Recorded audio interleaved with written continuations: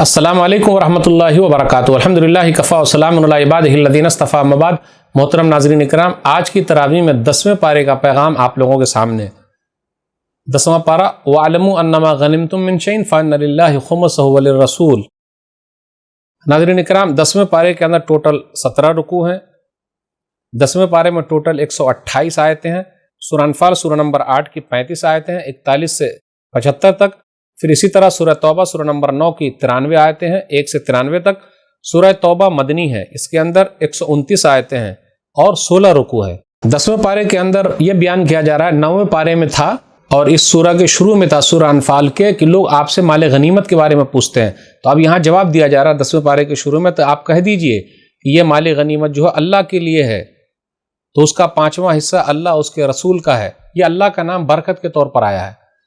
پھر اس کے بعد کہا اس کے رشتہ داروں، یتیموں، مسکینوں اور مسافروں کے لیے ہے۔ غزوہ بدر کا ہی تذکرہ چل رہا ہے کہ تم کہاں تھے اور کافر لوگ کہاں تھے، اس کا ذکر ہے۔ پھر اس کے بعد یہ بیان کیا جا رہا ہے کہ اے ایمان والو، جب تم دشمن کے سامنے کھڑے ہو تو ثابت قدم رہو اور اللہ تعالیٰ کو بہت زیادہ یاد کرو، شاید کہ تم کامیاب ہو جاؤ۔ پھر اس کے بعد بیان کیا جا رہا ہے وَأَطِیعُوا اللَّهَ وَرَسُولَهُ وَلَا تَنَازَعُوا فَتَفْشَلُوا وَتَذْهَبَ رِیحُکُم وَاصْبِرُوا إِنَّ اللَّهَ مَعَ الصَّابِرِینَ۔ آیت نمبر 46 میں، اے ایمان والو، اللہ اس کے رسول کی اطاعت کرو، آپس میں جھگڑا نہ کرو، ورنہ تم بزدل ہو جاؤ گے اور تمہاری ہوا اکھڑ جائے گی، اور صبر سے کام لو، ان اللہ مع الصابرین، بے شک اللہ صبر کرنے والوں کے ساتھ ہے۔ پھر کہا جا رہا ہے کہ دیکھو اتراتے ہوئے نہ چلو۔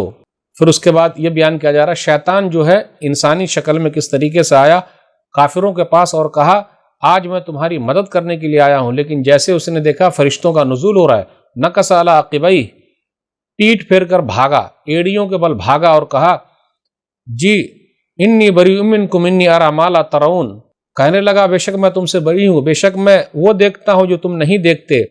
پھر اس کے بعد ان لوگوں کا تذکرہ ہو رہا ہے جو منافق ہیں، جن کے دلوں میں بیماری ہے۔ کہا جا رہا ہے کہ جب کافروں کی روح قبض کرنے کے لیے فرشتے آتے ہیں تو کس طریقے سے چہرے پر پیٹھ پر مارتے ہیں۔ اس کے بعد آگے یہ بیان کیا جا رہا ہے اللہ کسی کی نعمت نہیں چھینتا جب تک کہ خود ہی لوگ اس لائق نہ ہو جائیں کہ ان کی نعمت لے لی جائے۔ ذالک بان اللہ لم یکن مغیرا نعمۃ انعمها علی قوم حتی یغیروا ما بانفسہم وان اللہ سمیع علیم۔ یہ اس لیے ہوا کہ اللہ کوئی نعمت جو اس نے کسی قوم کو عطا کی اس وقت تک نہیں بدلتا جب تک کہ قوم خود اپنے نفسوں کی حالت کو نہیں بدل دیتی۔ اس کے بعد آگے یہ بیان کیا جا رہا ہے کہ وَأَعِدُّوا لَهُمْ مَا اسْتَطَعْتُم مِّن قُوَّةٍ، آیت نمبر 60 میں، کہ تم سے جہاں تک ہو سکے کافروں سے مقابلے کے لیے پوری تیاری کرو۔ تیاری ہر طرح کے حساب سے ہو سکتا ہے، تیر اندازی بھی ہے، ابھی آج کل کے حساب سے ٹینک ہے اور ہوائی جہاز ہے، پھر اسی طرح پانی کا جہاز ہے، یعنی جو جو چیز ہو سکتی ہے وہ پوری طریقے سے تیاری کرو۔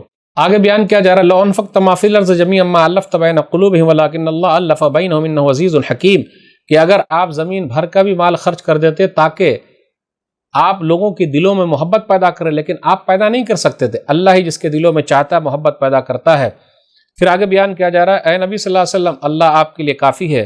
اس کے بعد کہا جا رہا ہے کہ دیکھو جنگ کے اندر اگر 10 لوگ ہیں صبر کرنے والے تو 200 پر غالب آ جائیں گے۔ پھر بعد میں کہا گیا کہ اگر 100 لوگ ہیں تو 200 لوگوں پر غالب آ جائیں گے، 1000 لوگ ہیں تو 2000 لوگوں پر غالب آ جائیں گے۔ اب یہ حالات کے اعتبار سے ہے۔ پھر اس کے بعد آیت نمبر 67-68 پر غور کیجئے کہ جو قیدی بنائے گئے تھے غزوہ بدر کے اندر، 70 قیدی بنائے گئے تھے کافروں میں سے۔ ہونا تو یہ چاہیے تھا کہ یہ کفار کے سرغنہ تھے اور سردار لوگ تھے، لیکن نبی صلی اللہ علیہ وسلم نے آپس میں مشورہ کیا اور کہا، تو ابو بکر صدیق رضی اللہ تعالیٰ عنہ نے کہا جیسی آپ کی رائے، عمر بن خطاب رضی اللہ تعالیٰ عنہ نے کہا کہ نہیں، ان کی کمر توڑنی ضروری ہے، اور اللہ تعالیٰ نے عمر بن خطاب رضی اللہ تعالیٰ عنہ کی رائے ہی میں قرآن کی آیتیں اتاری۔ لیکن امام وقت کو یہ اختیار حاصل ہے، وہ جو فیصلہ کرے وہ فیصلہ چلے گا۔ تو بالآخر وہی ہوا کہ امام وقت نے یعنی نبی صلی اللہ علیہ وسلم نے فیصلہ کیا کہ ان کو فدیہ لے کے چھوڑ دیا جائے، جو بچوں کو پڑھانا ہے ہمارے بچوں کو پڑھا دے، پھر ہم ان کو چھوڑ دیں گے۔ بالآخر وہی ہوا، 70 قیدی بنائے گئے تھے، پھر وہ لوگ 70 مارے بھی گئے تھے، تو جو قیدی لوگ تھے ان کو چھوڑ دیا گیا۔ پھر آگے ایمان والوں کا تذکرہ ہے، مہاجرین کا تذکرہ ہے، اللہ کے راستے میں جو نکلے ہیں ان کا تذکرہ ہے، پھر اسی طرح جو ان کی مدد کرنے والے ہیں ان کا ذکر ہے۔ پھر اسی طرح بیان کیا جا رہا ہے اخیر کی آیت میں ان اللہ بکل شیء علیم، اللہ تعالیٰ ہر چیز کو خوب جاننے والا ہے۔ اس کے بعد سورہ توبہ ہے، یہ مدنی سورہ ہے، اس کے اندر 129 آیتیں ہیں اور 16 رکوع ہے۔ اس سورہ کے اندر شروع میں بسم اللہ الرحمن الرحیم نہیں ہے، کہا جاتا ہے یہ سورہ انفال سورہ نمبر 8 کا تتمہ ہے، بقیہ ہے۔ یہ بھی لمبی صورتوں میں سے ایک سورہ ہے، 7 لمبی صورتوں میں سے۔ اس سورہ کو سورہ برات بھی کہتے ہیں۔ اس میں یہ ہے کہ برات کا اظہار کیا جا رہا ہے، بیزاری کا اظہار کیا جا رہا ہے کہ اب جن لوگوں کو مہلت ملی ہوئی تھی یا جن لوگوں کے ساتھ معاہدہ تھا یا جن کے ساتھ نہیں تھا، تو 4 مہینے جزیرہ عرب میں رہ سکتے ہیں۔ اب اس کے بعد جزیرہ عرب کو خالی کرنا پڑے گا، یہاں سے جانا پڑے گا۔ براۃ من اللہ ورسولہ الی الذین عاہدتم من المشرکین فسیحوا فی الارض 4 اشہر واعلموا انکم غیر معجزی اللہ وان اللہ مخزی الکافرین۔ پھر اس کے بعد یہ کہا گیا کہ جن کو مہلت دی گئی 4 مہینے تک کی، پھر بھی اگر نہیں نکلے، مہلت ختم ہو جائے تو کیا کرنا ہے؟ فاقتلوا المشرکین حیث وجدتموہم، جہاں کہیں تم مشرکوں کو پاؤ انہیں قتل کرو۔ تو یہ ہر ایک کے لیے نہیں ہے، جن کے ساتھ معاہدہ تھا، جن کو تنبیہ کی گئی تھی، جن سے کہا گیا تھا، اس کے بعد بھی اگر رکے رہے تو ان کے ساتھ یہ مسئلہ ہے۔ پھر اس کے بعد یہ کہا گیا کہ اگر توبہ استغفار کرے، نماز قائم کرے، زکوٰۃ ادا کرے تو ان کا راستہ روک دو۔ پھر اس کے بعد یہ بھی بیان کیا جا رہا کہ اگر ایسا مسئلہ رہے جنگ کے میدان میں ہاتھ اٹھا دے، وَإِنْ أَحَدٌ مِّنَ الْمُشْرِكِينَ اسْتَجَارَكَ فَأَجِرْهُ حَتَّىٰ يَسْمَعَ كَلَامَ اللَّهِ ثُمَّ أَبْلِغْهُ مَأْمَنَهُ، آیت نمبر 6 میں مشرکوں میں سے اگر کوئی پناہ مانگے تو آپ اسے پناہ دے دیں، ہاتھ اٹھا دے تو ان کے ہاتھ کو پہچان جائیں، پناہ مانگے تو پناہ دے دیں، پھر اس کو امن کی جگہ پہ پہنچا دے، امن و شانتی کی جگہ پہ، تاکہ کوئی آدمی ان کو تکلیف نہ پہنچائے۔ دنیا کے اندر کہیں ایسا نہیں ہوگا، کسی کمانڈر کے سامنے اگر ایسا مسئلہ ہو وہ ان کو محفوظ جگہ پہ پہنچا دے تاکہ لوگ اس کو تکلیف نہ دے۔ بیان کیا جا رہا ہے جن لوگوں نے عہد و پیمان کو توڑ دیا، پھر جن لوگوں نے رسول کو نکالنے کا ارادہ کیا، مومنوں کو نکالنے کا ارادہ کیا، فقاتلوا ائمۃ الکفر، یہ کفر کے سرغنہ ہے، سردار ہے، تم ان سے لڑو۔ پھر آگے یہ بیان کیا جا رہا ہے کہ مسجدوں کو آباد کون کرتے ہیں؟ انما یامر مساجد اللہ من آمن باللہ والیوم الآخر واقام الصلاۃ وآتى الزکاۃ ولم یخش الا اللہ فعسى اولئک ان یکونوا من المہتدین، جو اللہ پر ایمان لائے، آخرت کے دن پر ایمان لائے، نماز قائم کیے، زکوٰۃ ادا کیے اور اللہ ہی سے ڈرتے ہیں، امید ہے کہ یہی لوگ سیدھے راستے پر ہیں۔ پھر یہ بیان کیا جا رہا ہے حاجیوں کو پانی پلانا، مسجدوں کو آباد رکھنا، کیا وہ لوگ ایمان والوں کی طرح ہو سکتے ہیں؟ جی نہیں ہو سکتے۔ پھر اس کے بعد یہ بیان کیا جا رہا ہے اے ایمان والو، تم اپنے باپ کو، اپنے بھائیوں کو دوست مت بناؤ اگر وہ کفر پر ہی اڑے ہوئے ہیں۔ اس کے بعد آیت نمبر 24 کے اندر 8 چیزوں کا ذکر ہے۔ آپ کہہ دیجئے تمہارے باپ، تمہارے بیٹے، تمہارے بھائی، تمہاری بیویاں اور تمہارے کنبے اور قبیلے اور وہ مال جو تم نے کمایا ہے اور تجارت میں کمی سے تم ڈرتے ہو، اور وہ محلہ جسے تم پسند کرتے ہو، وہ تمہاری بلڈنگیں جسے تم پسند کرتے ہو، یہ تمام چیزیں اگر اللہ اور اس کے رسول سے اور اللہ کے راہ میں جہاد کرنے سے زیادہ محبوب ہے تو تم انتظار کرو۔ احب الیکم من اللہ ورسولہ وجہاد فی سبیلہ فتربصوا حتی یاتی اللہ بامرہ، اللہ اپنا حکم لے آئے، واللہ لا یہدی القوم الفاسقین، اور اللہ نافرمان لوگوں کو ہدایت نہیں دیتا۔ اب اس کے بعد آیت نمبر 25، 26، 27 کے اندر ہے غزوہ حنین کا تذکرہ ہے۔ حنین مکہ اور طائف کے درمیان وادی ہے حنین، فتح کا، جیت کا انحصار، غیبی مدد اللہ پر ہے۔ 12,000 لشکر تھا، سوچ رہے تھے کہ ہم تو جیت جائیں گے، لیکن بالآخر کیا ہوا؟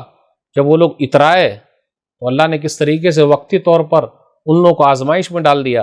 اللہ نے کیا کہا؟ اذا اعجبتکم کثرتکم، تمہاری کثرت نے، کہ ہم تو زیادہ ہیں، ہم نہیں ہار سکتے ہیں، تو اللہ نے آزما لیا کس طریقے سے تمہاری حالت ہو گئی کہ نبی صلی اللہ علیہ وسلم فرمایا انا النبی لا کذب انا ابن عبد المطلب، میں جھوٹا نبی نہیں ہوں، میں عبد المطلب کا بیٹا ہوں۔ پھر سب لوگ جمع ہو گئے، پھر اللہ تعالیٰ نے فتح دی، 6,000 قیدی بنا کر لائے گئے، فرشتوں کا بھی وہاں نزول ہوا تھا۔ پھر اس کے بعد یہ ذکر ہو رہا ہے کہ ان لوگوں کی جیت تو ہو گئی، مسلمانوں کی، لوگ آ گئے، اپنے گھروں کو پہنچ گئے۔ اس کے بعد ذکر کیا جا رہا ہے یہودیوں کے بارے میں، وقالت الیہود عزیر ابن اللہ وقالت النصارى المسیح ابن اللہ، کہ یہودیوں نے کہا عزیر علیہ الصلوۃ والسلام اللہ کے بیٹے، عیسائیوں نے کہا عیسیٰ علیہ الصلوۃ والسلام اللہ کے بیٹے ہیں۔ اللہ نے کہا ذالک قولہم بافواہہم، یہ تو ان کے منہوں کی بات ہے، یظاہرون قول الذین کفروا من قبل قاتلہم اللہ انا یؤفکون، یہ تو ان سے پہلے والے کافروں کی مشابہت کرتے ہیں، اللہ انہیں ہلاک کرے، کہاں یہ لوگ پھیرے جا رہے ہیں۔ آگے بیان کیا جا رہا ہے اتخذوا احبارهم ورهبانهم اربابا من دون اللہ والمسیح ابن مریم وما امروا الا ليعبدوا الها واحدا لا الہ الا هو سبحانہ عما یشرکون، تو ان لوگوں نے اپنے علماء کو، اپنے درویش کو اللہ کے علاوہ رب بنا لیا۔ آگے بیان کیا جا رہا ہے یریدون ان یطفئوا نور اللہ بافواہہم، یہ جو بیان کیا جا رہا ہے ان لوگوں نے علماء کو، درویش کو اللہ کے علاوہ رب بنا لیا، عیسیٰ بن مریم کو بھی بنا لیا، جبکہ ان کو حکم دیا گیا تھا صرف ایک اللہ کو مانے۔ اللہ اس سے پاک ہے جو وہ لوگ بیان کرتے ہیں، وہ لوگ اللہ کے دین کو بجھانا چاہتے ہیں، لیکن نہیں، اللہ اپنے نور کو، روشنی کو، اپنے دین کو پورا کر کے رہے گا، گرچہ کافر لوگ ناپسند کریں۔ اس کے بعد کہا جا رہا ہے کہ اے ایمان والو، بے شک علماء اور درویش ایسے ہیں لوگوں کا مال کھاتے ہیں اور اللہ کے راستے سے روکتے ہیں۔ اور اس کے بعد کہا جا رہا ہے جو لوگ زکوٰۃ ادا نہیں کرتے، والذین یکنزون الذھب والفضة ولا ينفقونها في سبیل اللہ فبشرهم بعذاب علیم یوم یحمى علیہا فی نار جہنم فتکوی بها جباہهم وجنوبهم وظہورهم ھذا ما کنزتم لانفسکم فذوقوا ما کنتم تکنزون۔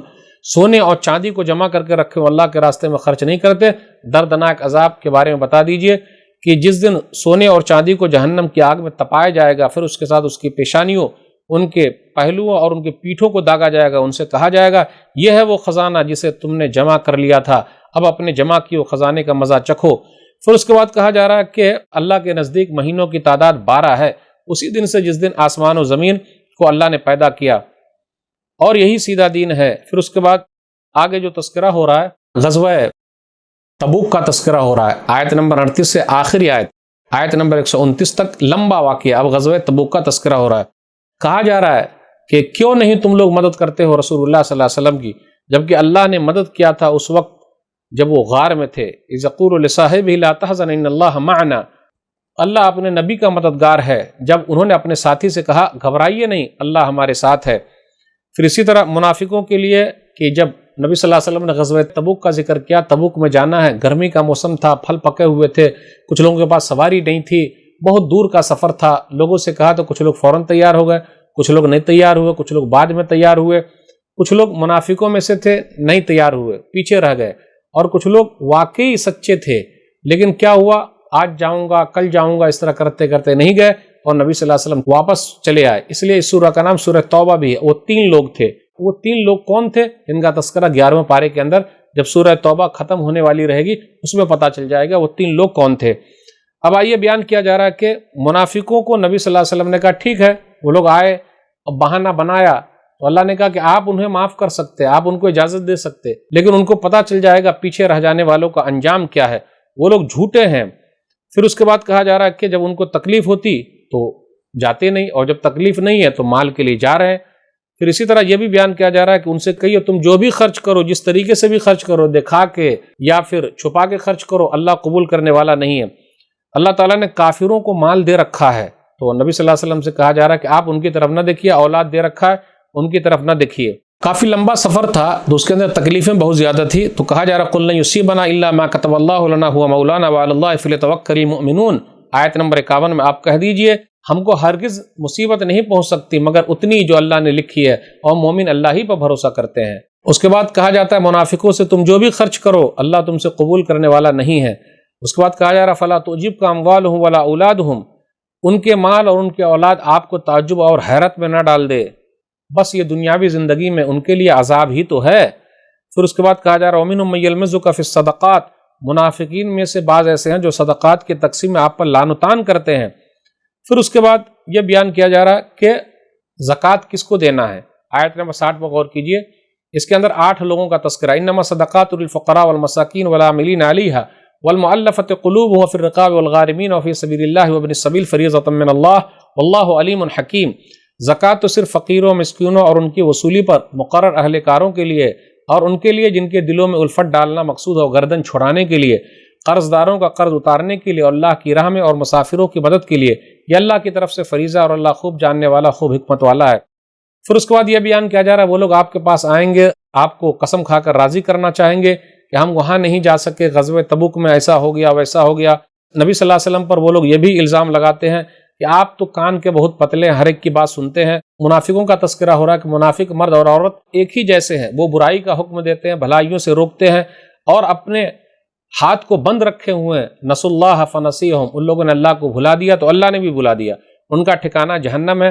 پھر قوموں کا تذکرہ ہوا، کس طریقے سے اللہ نے ان کو ہلاک کیا، قوم نوح، قوم عاد، قوم سمود، قوم ابراہیم اور اصحاب مدین، اور الٹی ہوئی بستیوں والے ہر ایک کو اللہ نے پکڑ لیا۔ اللہ نے کہا فما کان اللہ لیظلمہم ولکن کانوا انفسہم یظلمون، اللہ نے ان لوگوں پر ظلم نہیں کیا لیکن وہ لوگ اپنے آپ ظلم کرنے والے تھے۔ اب مومنوں کا ذکر ہو رہا ہے کہ ان میں سے بعض کے دوست ہیں، بھلائی کا حکم دیتے، برائیوں سے روکتے اور نماز قائم کرتے، زکوٰۃ ادا کرتے، اللہ اس کے رسول کی اطاعت کرتے، اللہ ان پر رحم فرمائیں گے، اور ان لوگوں کے لیے جنت ہے، ورضوان من اللہ اکبر، اور اللہ کی رضامندی ہے، یہ بہت بڑی چیز ہے۔ اس کے بعد منافقوں کا ذکر ہو رہا ہے، نبی صلی اللہ علیہ وسلم گھاٹی سے گزر رہے تھے، وہ لوگ آپ کے اوپر پتھر گرانا چاہتے تھے لیکن اللہ تعالیٰ نے بچا لیا آپ کو۔ وَهَمُّوا بِمَا لَمْ يَنَالُوا، ان لوگوں نے ارادہ کیا لیکن اس میں وہ لوگ کامیاب نہیں ہوئے۔ منافقوں میں سے کچھ لوگ ایسے ہیں جو یہ کہتے ہیں کہ اگر اللہ ہم کو مال دے گا تو ہم صدقہ و خیرات کریں گے، لیکن جب اللہ نے دیا تو وہ لوگ بخیلی کر بیٹھے۔ پھر آگے یہ بیان کیا جاتا ہے کہ وہ لوگ ایمان والوں کا بھی مذاق اڑاتے ہیں۔ پھر اس کے بعد نبی صلی اللہ علیہ وسلم سے کہا جاتا ہے کہ آپ ان کے لیے 70 بار بھی استغفار کریں گے تو اللہ معاف نہیں کرے گا۔